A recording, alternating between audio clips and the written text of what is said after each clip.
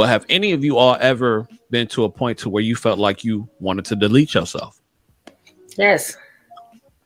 You want to talk about it, or you just want to leave it at that? I'll say this.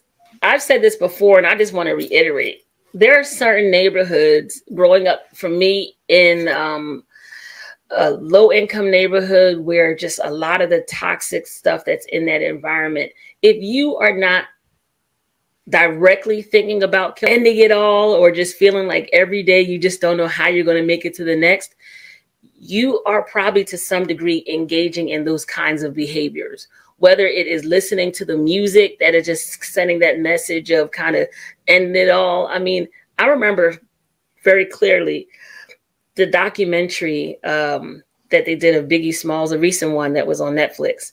And I was listening to some of the songs and I was like, man, I used to love these songs.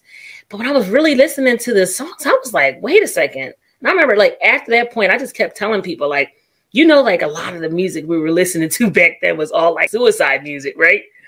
And I told people that because, and I shared this with you guys before, you know, there was a time I really didn't value my life.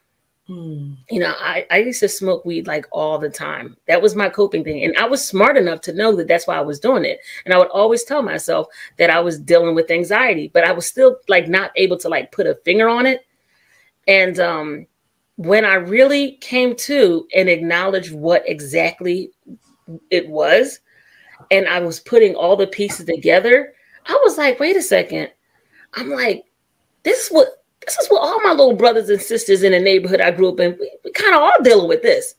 And that's why I'm very sensitive and very careful to not like be casual about like the music that children are listening to. But you can live pretty well.